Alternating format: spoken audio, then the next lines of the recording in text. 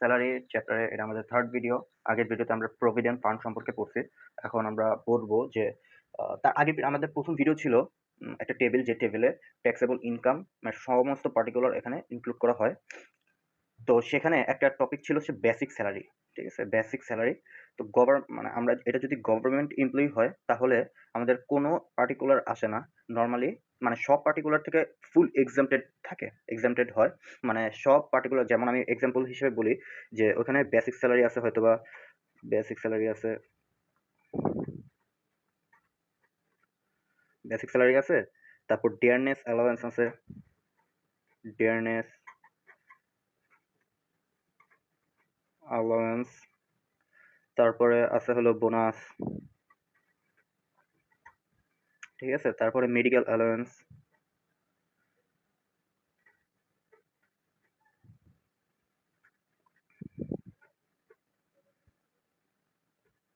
এরকম আরো অনেকগুলো আছে, অনেকগুলো পার্টিকুলার আছে। আচ্ছা, তো গভর্নমেন্ট এমপ্লয়ির ক্ষেত্রে শুধুমাত্র বেসিক স্যালারি আর বোনাস এই দুইটা কাউন্ট হয়, আর সবগুলোর মধ্যে মানে এই দুইটা হলো ফুল এক্সাম, সরি, এই দুইটা হলো ফুল ট্যাক্সেবল। ঠিক আছে, ফুল ট্যাক্সেবল, এটা ফুল ট্যাক্সেবল, ফুল অ্যামাউন্ট হলো ট্যাক্সেবল। আর এগুলা যেগুলো থাকবে এক্সট্রা, আরো যেগুলো থাকে সেগুলো সবগুলা হলো ফুল এক্সামটেড। মানে তোমার এখানে অ্যামাউন্ট যদি থাকে 30,000, তাহলে ওখান থেকে আবার 30,000 টাকা মাইনাস করতে হবে, মানে 30,000 টাকাই এক্সামটেড। ঠিক আছে, সেম যদি মেডিকেল অ্যালাউন্স থাকে, যদি এখানে যদি 50,000 থাকে, সেম 50,000 টাকা এক্সামটেড করতে হবে, এক্সামশন করতে হবে। ঠিক আছে, তো সব এরকম যতগুলাই থাকুক না কেন সবগুলাই হলো এক্সামটেড করতে হবে। মানে শুধুমাত্র বেসিক স্যালারি আর বোনাস এই দুইটা থাকবে হলো এটা কিন্তু গভর্নমেন্ট এমপ্লয়ির ক্ষেত্রে। ঠিক আছে, এটা আমি বলি আবার, গভর্নমেন্ট এমপ্লয়ির ক্ষেত্রে। ঠিক আছে, এটা গভর্নমেন্ট এমপ্লয়ির ক্ষেত্রে। আচ্ছা, আরেকটা আমি পয়েন্ট বলি, সেটা হলো যে আমরা প্রথম ভিডিওতে আমরা একটা টার্মস আমরা মিস করে গেছি, সেটা হলো যে নর্মাল স্যালারি আর ইনক্রিমেন্টাল স্যালারি। ঠিক আছে, যেটা হলো মানে দুইটা ফরম্যাট আছে স্যালারি, স্যালারির জন্য মানে দুইটা ফরম্যাটে স্যালারি প্রোভাইড করা হয়। একটা হলো নর্মাল স্যালারি আর একটা হলো ইনক্রিমেন্টাল স্যালারি। ইনক্রিমেন্টাল স্যালারি হলো ইনক্রিমেন্ট হয়। ঠিক আছে, আমি বলি যেমন যদি স্যালারি যদি থাকে, সাপোজ স্যালারি পার মান্থ দেওয়া আছে 25,000। ঠিক আছে, যদি দেওয়া আছে 25,000, তো এইটা আছে হলো 2020, তারপরের বছরও 2020 থাকবে, 25,000 থাকবে তার পরের বছর। ঠিক আছে, তো এইভাবে করে প্রত্যেকটা আবার সেম অ্যামাউন্ট থাকবে স্যালারি। এটা হলো নর্মাল স্যালারি। ঠিক আছে, নর্মাল স্যালারি, নর্মাল স্যালারি। ঠিক আছে, আরেকটা আছে ফরম্যাট, সেটা হলো ইনক্রিমেন্টাল স্যালারি। ঠিক আছে, আরেকটা ফরম্যাট আছে হলো ইনক্রিমেন্টাল স্যালারি। ঠিক আছে, ইনক্রিমেন্টাল স্যালারিতে ইনক্রিমেন্ট হয়, অর্থাৎ এখানে যদি আমরা প্রথম মানে 2020-এ যদি আমার 25,000 থাকে, সাপোজ 2020-এ আছে হলো 25,000। ঠিক আছে, তো তারপরের বছর এটা 2020-এ আছে 25,000, আর 2021-এ থাকবে হয়তো বা 2,000 করে ইনক্রিমেন্ট হয় প্রত্যেক বছর বছর। সো তাহলে এখানে থাকবে 27,000। ঠিক আছে, 2021-এ হবে 27,000, 2022-এ হবে 29,000। ঠিক আছে, এটা হলো ইনক্রিমেন্টাল স্যালারির নিয়ম। আচ্ছা, কোশ্চেনে এটা অনেকভাবেই থাকতে পারে। আহ, যেমন বেসিক স্যালারি আমাদের ডিরেক্টলি নর্মালি বলে যে বেসিক স্যালারি এত, পার মান্থ এত। ঠিক আছে, কিন্তু ইনক্রিমেন্টাল স্যালারি কিন্তু ডিরেক্টলি বলে দেয় না যে এটা ইনক্রিমেন্টাল স্যালারি। তো এটা আমরা কিভাবে বুঝবো? কোশ্চেনে যদি আমাদের এরকম কোনো নিউমেরিক ইনফরমেশন থাকে, লাইক 2000, এখানে হয়তো 20,000 টাকা,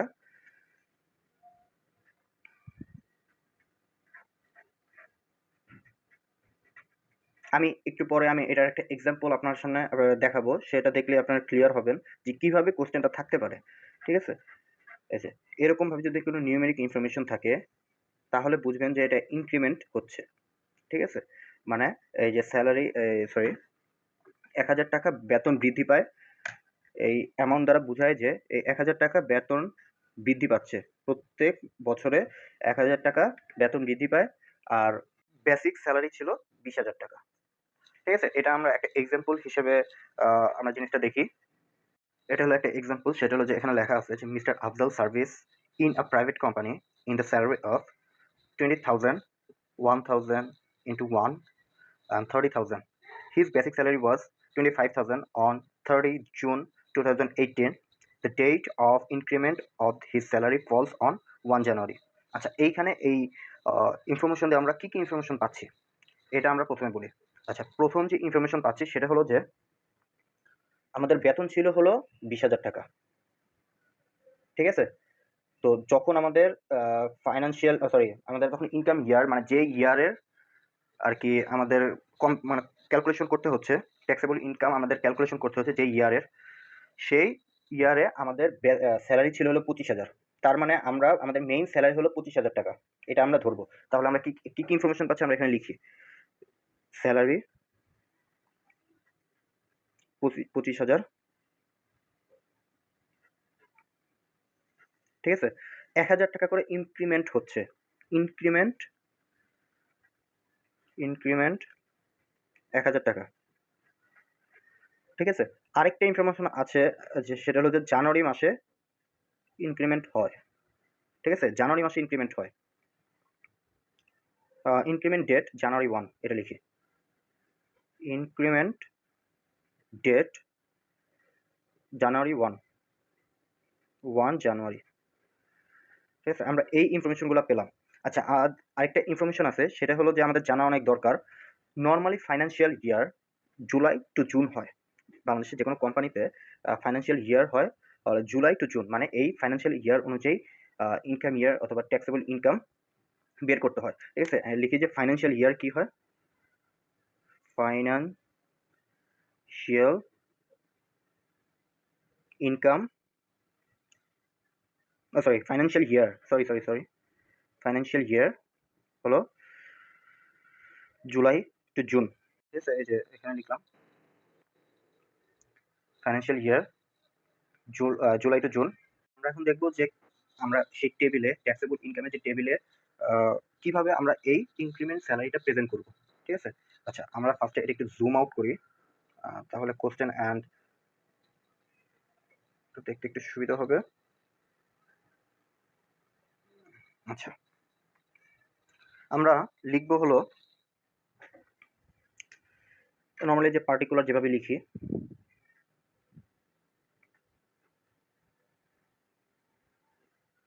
পার্টিকুলার, তারপরে টাকা,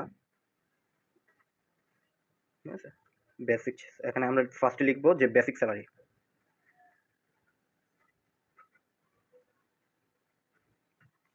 বেসিক স্যালারি। আচ্ছা, এইখানে আমরা একটা জিনিস দেখি যে সেটা হলো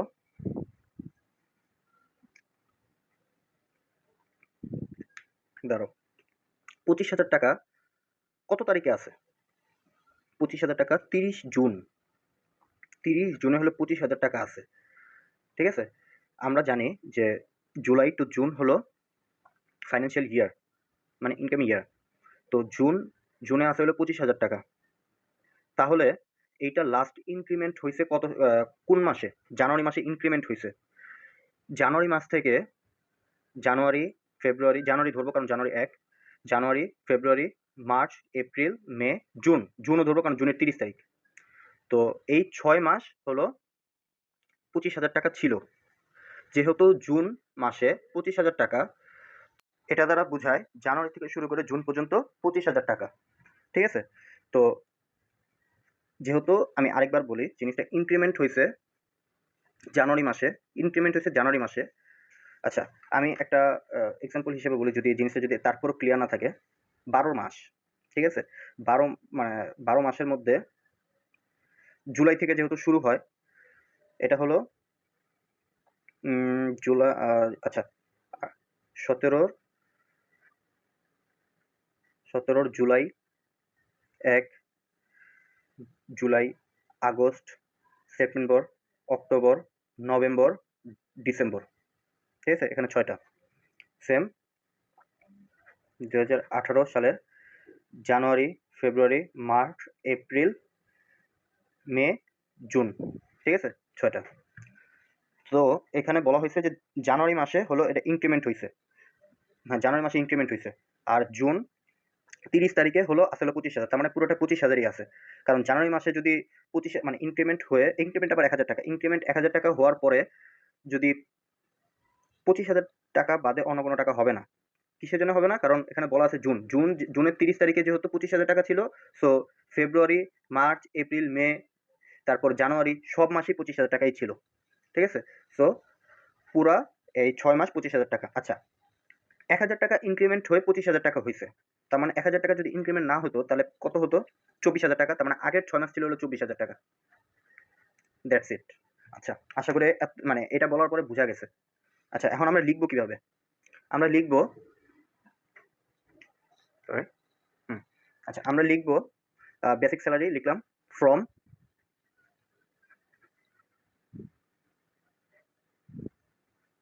যে জিনিসটা বুঝতে পারছি ওই জিনিসটাই লিখবো, ফ্রম জুলাই টু ডিসেম্বর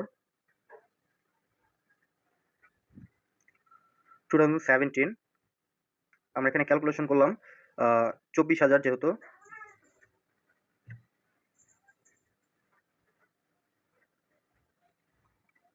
ছয় দিয়ে গুণ দিব, এখানে লিখবো হলো এখানে কত আসে, সম্ভবত 1,44,000, ঠিক আছে। আরেকটা আছে ফ্রম, যেহেতু 1 বছরের জুলাই টু জুন, তো আবার এখানে কাউন্ট করতে হবে 1 2 30 জুন,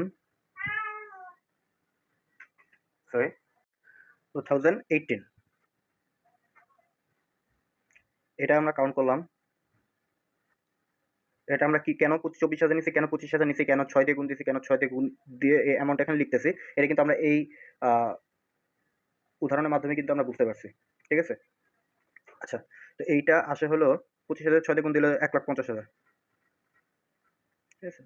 তো এখন এটা যোগ দিব, যোগ দিয়ে কত আসবে? 2,94,000, যেটা আমরা ওই যে এখানে যে আরেকটা টাকার অ্যামাউন্ট হয় না, 2টা টাকার অ্যামাউন্ট, সেই ঘরে আমরা এই অ্যামাউন্টটা লিখতে পারতাম, ঠিক আছে। 2,94,000, এটাই আমরা যখন বেসিক স্যালারি, এটা আসলে এখন হয়তো অনেক টাইম লাগতেছে, কিন্তু যদি মানে আমরা যদি এটা প্র্যাকটিস করি তাহলে 2-3 বার প্র্যাকটিস করলে আমাদের এটা দেখার সাথে সাথে এটা মনে পড়বে যে কি করতে হবে। আমাদের যদি এরকম টাইপের কোশ্চেন থাকে তখন আমরা খেয়াল করবো যে কি কি অ্যামাউন্ট আমাদের খেয়াল করতে হবে। প্রথমেই বলি এই যে 25,000 খেয়াল করতে হবে। তারপরে যে এটা নর্মালি জুন 30 হয়, এরকমই হয়, ঠিক আছে। তারপর এই অ্যামাউন্ট জানুয়ারি মাস এই অ্যামাউন্ট, ঠিক আছে। এগুলো হলো খেয়াল করতে হবে, এগুলো হলো মেইন ইনফরমেশন। যদি 25,000 থাকে তাহলে মানে এই জুন 30 তারিখে 25,000 টাকা ছিল, তাহলে এই জানুয়ারি মাস থেকে 25,000 টাকাই ছিল জুন মাস পর্যন্ত। তার মানে কয় মাস হয়? 6 মাস। তার আগের 6 মাস এখানে কিন্তু জানুয়ারি মাস না দিয়ে মার্চ মাস দিতে পারতো, অথবা মার্চ মাস দিলে কিন্তু মার্চের 1 যদি দিত তাহলে 4 মাস হতো পরের বার। তার মানে এখানে হলো 25,000 হতো 4 মাসের জন্য, 4 মান্থ, আর 24,000 হতো 8 মান্থ, ঠিক আছে। যদি জানুয়ারি না দিয়ে মার্চ দিত, ঠিক আছে, তাহলে এখানে হতো 8, আর এখানে হতো কত? এখানে হতো 4। তো এইভাবে আর কি আমরা ম্যাথগুলো করব, ক্যালকুলেশনগুলো করব, বলে দিলাম আর কি। এই যে 4, আর ইনক্রিমেন্টাল অ্যামাউন্ট হলো 1,000 টাকা, এখানে মাঝখানে যেটা থাকবে সেটা হলো ইনক্রিমেন্টাল অ্যামাউন্ট, বোঝা গেছে? এই যে, ঠিক আছে। হলো এক্সামশন পায়, সবগুলো হলো এক্সামটেড, বাকি যতগুলো পার্টিকুলার থাকবে। আচ্ছা, তারপরে কি শিখলাম? বেসিক স্যালারি আর ইনক্রিমেন্টাল স্যালারি, দুইটার মধ্যে পার্থক্য কি। আচ্ছা, এটা কিন্তু থিওরিটিক্যাল কোশ্চেন আসে যে what is the difference between basic salary and incremental salary.